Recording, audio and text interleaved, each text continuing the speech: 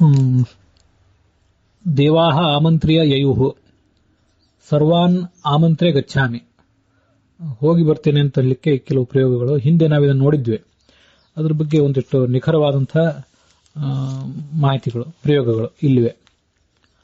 ಈ ನಾನು ಹೋಗಿ ಬರ್ತೇನೆ ಅಂತ ಹೇಳಿ ನಾವು ಹೋಗ್ತೇವೆ.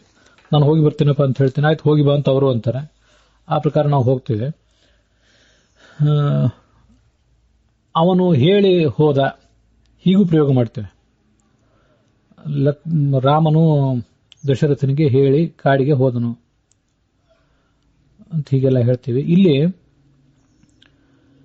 ಈ ಇಂಗ್ಲಿಷಿನ ಡೈರೆಕ್ಟ್ ಸ್ಪೀಚ್ ಮತ್ತೆ ಇಂಡೈರೆಕ್ಟ್ ಸ್ಪೀಚ್ ಏನಿದೆಯಲ್ಲ, ಆ ಥರ ಒಂದೆರಡು ಪ್ರಯೋಗಗಳನ್ನ ನಾವು ಗಮನಿಸಬೇಕು.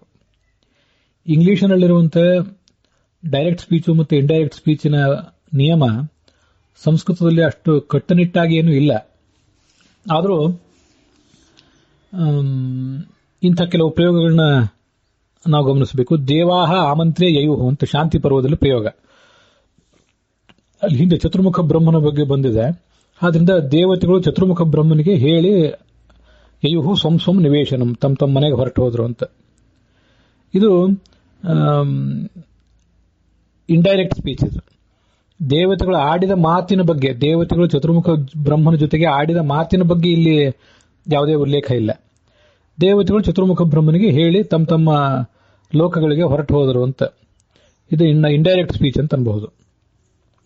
ಆಮಂತ್ರ್ಯ ಅಂತ ಅದು ಪ್ರಯೋಗ. ಇದನ್ನೇ ಡೈರೆಕ್ಟ್ ಸ್ಪೀಚ್ನಲ್ಲಿ ಹೇಗೆ ಪ್ರಯೋಗ ಮಾಡ್ತಾರೆ? ಡೈರೆಕ್ಟ್ ಸ್ಪೀಚ್ ಅಂದ್ರೆ ಆ ವ್ಯಕ್ತಿ ಯಾರು ಹೇಳಿ ಹೊರಟಿರ್ತಾನೆ, ಆ ವ್ಯಕ್ತಿ ತಾನೇ ಪ್ರಯೋಗ ಮಾಡುವಂತಹ ವಾಕ್ಯ ಹೇಗಿರ್ತದೆ? ಇದು ಮಹಾಭಾರತದ ಸಭಾಪರ್ವದಲ್ಲಿ ಆಮಂತ್ರಯಾಮಿ ಭರತಾನ್ ತಥಾ ವೃದ್ಧಂ ಪಿತಾಮಹಂ ರಾಜಾನಂ ಸೋಮದತ್ತಂ ಚ.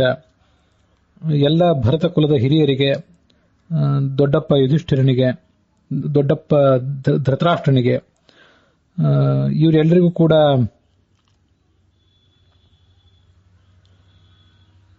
ನಾನು ಹೇಳಿ ಹೊರಟಿದ್ದೇನೆ ಅಂತ ಯುಧಿಷ್ಠಿರ ಪ್ರಯೋಗ ಮಾಡುವಂತಹ ವಾಕ್ಯ.